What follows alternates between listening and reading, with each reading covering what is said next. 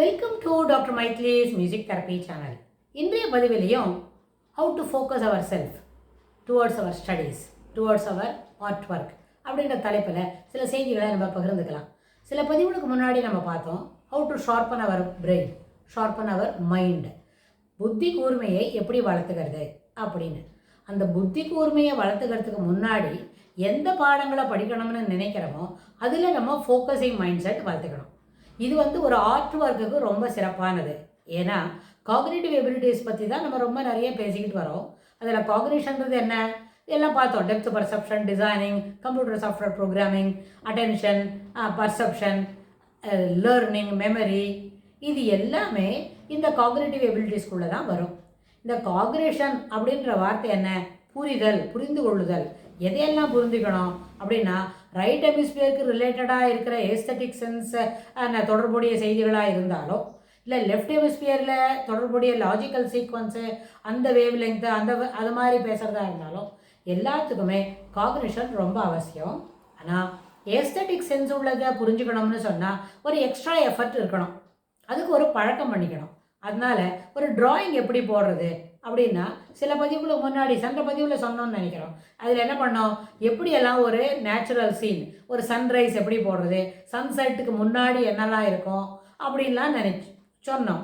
ஆனால் ஒரு சன்செட்டை மனசுக்குள்ளே கற்பனையாக வளர்த்துக்கிண்டு அதுக்கு தகுந்த மாதிரி அதில் இருக்கிற பாயிண்ட்ஸ் எல்லாம் மனசில் வச்சு நம்பரை சார்ட் அவுட் பண்ணிட்டு அது மாதிரி அதை வரையணும். அப்படின்னா அதுக்கு முன்னாடி ஒரு நேச்சுரலாக சன்செட் இருக்கிற ஒரு ஏற்கனவே வேறு யாராவது வரைஞ்சிருப்பாங்க. நம்ம வீட்டில் நம்ம குழந்தைக்கு இப்போ தான் புதுசாக சொல்லி கொடுக்க போகிறோம். ஆனால் இதுக்கு முன்னே அது யாரான வரைஞ்சிருப்பாங்க.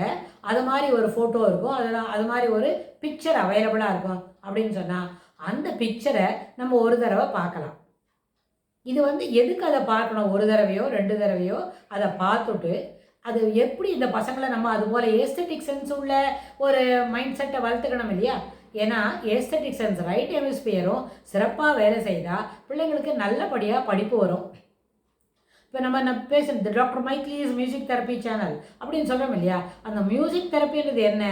பாடியில் டோபமைன் லெவல், செரட்டோனின் அதோட லெவல், அப்புறம் நம்மளோட என்ன ஆக்சிடோசின், அது மாதிரி ஒரு சுறுசுறுப்பாக இருக்கிற புத்துணர்ச்சியோடு இருக்கிறதுக்கு ஏற்புடையது, அந்த மாதிரி இருக்கிற செக்ரேஷன், அது எல்லாத்தையும் சிறப்பு பண்ணணும். அது ரொம்ப முக்கியம். நம்ம இசைக்க மருந்து சாப்பிட்றோம். இப்போ ஒருத்தருக்கு எங்கேயோ வலி இருக்குது, வலி நிவாரணியாக ஒரு மருந்தை கொடுத்துருக்கிறாரு மருத்துவர். என்ன பண்ணுறாங்க, அந்த டாக்டர் கொடுத்த மருந்தை அவங்க ஃபார்மசியில் காமிச்சு அந்த மருந்து வாங்கிட்டு வராங்க. 4 நாளைக்கு சாப்பிடு, 2 நாளைக்கு சாப்பிடுங்க ஏதோ சொல்கிறாங்க. அப்படின்னா அந்த 4 நாளைக்கோ 2 நாளைக்கோ அதை சாப்பிடும்பொழுது அந்த மருந்து எடுக்கிறோம் இல்லையா? எடுத்த உடனே என்ன ரிசல்ட் என்ன கிடைக்கிறது? வலி குறைஞ்சிருக்கா இல்லையா?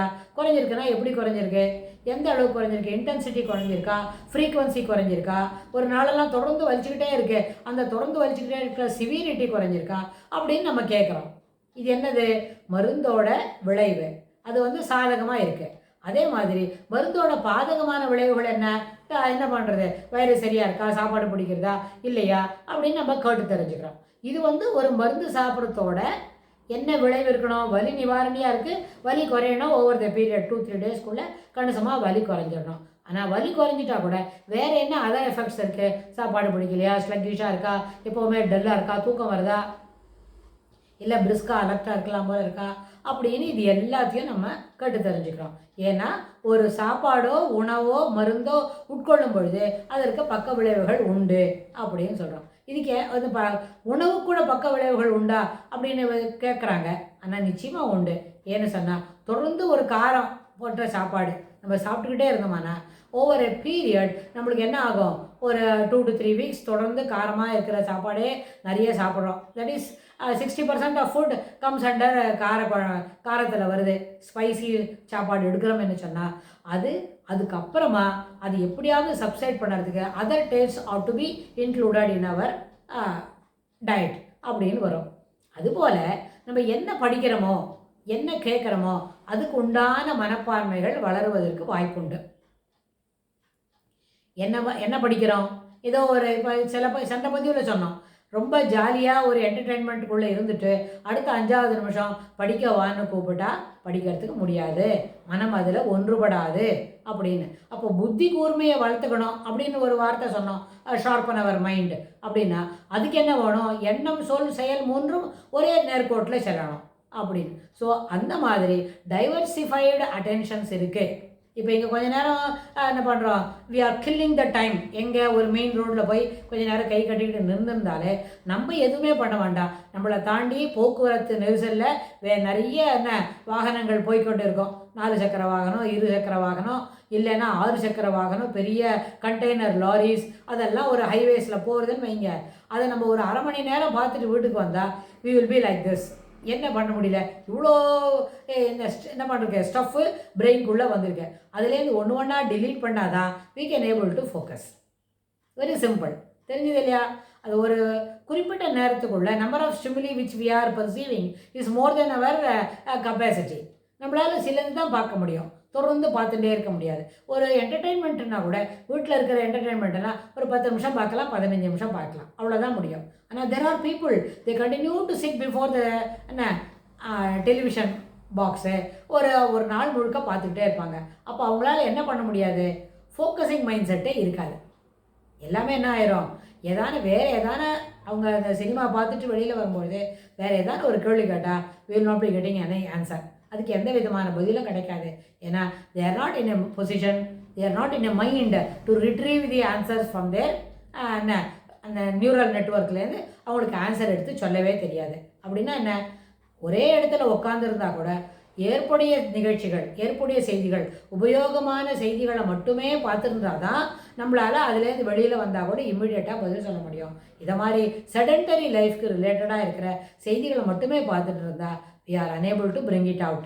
என்ன கேட்ட கேள்விக்கு பதில் சிறப்பாக பதில் சொல்லுவாங்க, that is not apt and perfect. அது சரியான பதிலாகவும் சிறப்பான பதிலாகவும் இருக்கிறதுக்கு வாய்ப்பில்லை. ஏன்னா இது ஜஸ்ட் லைக் தட் ஏதாவது சொல்லுவாங்க, அந்த கேள்வி கேட்டவங்களுக்கு அடடா தப்பாக கேட்டுட்டோம் போல, தே are not in a mood to reply அப்படின்னு நம்மளுக்கு தோண வரும். ஆனால் இது எல்லாமே தவிர்க்கக்கூடியதான். இது எல்லாமே we can brush it aside provided நம்ம எப்போவுமே அலர்ட்டாக இருக்கிறோம்னு சொன்னால் யார் எந்த கேள்வி கேட்டாலும் எந்த விதமான பதில் நம்மகிட்டேருந்து எதிர்பார்த்தாலும் அதற்கு தகுந்தாற் போல அதற்கு ஏற்புடைய விடைகளை இருப்பதற்கு நம்ம தயாராக இருக்கணும். விடை அளிக்கணும் அப்படின்னு சொன்னால் எப்படி, விஷயங்கள் நல்லபடியாக தெரிஞ்சிருக்கணும். கேள்வியெல்லாம் பாடமெல்லாம் படித்தா தானே அந்த பாடத்துக்கு உள்ள கேள்விகளுக்கு நம்ம விடை அளிக்க முடியும். அது எப்படி சாதாரண ஒரு கனெக்ஷன் 1-to-1 அதுபோல் இதர் aspects of the life routine அப்படின்னு வரும்போது ரொட்டீன் லைஃப்பில் கேட்கக்கூடிய சில விஷயங்கள், ஒரு பேங்க்குக்கு போகிறோம், ஒரு கடைக்கு போகிறோம், இல்லை ஒரு ஷாப்பிங் லோக்கல் ஷாப்பு கொண்டு போயிட்டு வரோம் அப்படின்னா அங்கே போயிட்டு என்ன பண்ணுறோம், அதுக்கு உண்டான செய்திகளை சொல்கிறதுக்கும் you should have that focusing ability to go for it. இந்த ஃபோக்கஸ்ன்றதை பெரிய ப்ராடர் வியூவில் பார்க்குறதா இருந்தால் ரொம்ப பெரிய விஷயங்களை அதுக்குள்ளே கூட்டின்னு வர முடியும். ஸ்மாலர் பெர்ஸ்பெக்டிவ், சின்ன விஷயம், 1 or 2 actions only to be taken into account அப்படின்னா அந்த 2 ஆக்ஷன்ஸ்க்கு பண்ணால் கூட அதுவும் comes under focusing ability of the individual. ஒரு 4-5 இருந்தாலும் அதுவும் ஃபோக்கஸிங் தான். பட் மல்டிஃபேசட்டடாக இருந்தால் தான், மல்டி டாஸ்க் பண்ணக்கூடியவங்களாக இருந்தால் தான் 5-6 விஷயங்களில் அவங்கள ஒரே சமயத்தில் ஃபோக்கஸ் பண்ண முடியும். But that is not everybody's cup of tea. எல்லாருமே மல்டி டாஸ்கிங் பண்ண முடியாது. 1 or 2, 3 அவ்வளோதான் பண்ணுவாங்க. அது கூட ஒரு ஹோம் மேக்கராக இருந்தால் தான் பண்ண முடியும். ஏன் அவங்க 3 விஷயங்கள் ஒன்றா பண்ணுவாங்கன்னு கேட்டால், ஒரே நேரத்தில் குக்கிங், அதே நேரத்தில் வேறு இன்னும் அதர் ஆஸ்பெக்ட்ஸ் ஆஃப் யாருக்கு என்ன எடுத்து வச்சுருக்கிறாங்கன்றத சொல்லுவாங்க. சில நேரத்தில் இன்னும் ஆஸ்பெக்ட்ஸில் ஒரு ஃபோன் வந்தாலும் அதில் நடுவில் they will attend out to the call. சில சமயம் அவங்களே கூட ஒரு நம்பருக்கு டயல் பண்ணி பேசிட்டு பேசிகிட்டு இருக்கும்போதே கையில் ஒரு வேலை செய்து அப்புறம் இன்னொரு சில ஆஸ்பெக்ட்ஸ்க்காகவும் ரிப்ளை பண்ணுவாங்க. ஸோ இதெல்லாமே ஃபோக்கஸிங் எபிலிட்டியை டெவலப் பண்ணிக்கிறதுனால கிடைக்கக்கூடிய ஒரு பாசிட்டிவ் ரிசல்ட் அப்படின்னு நம்ம எடுத்துக்க முடியும்.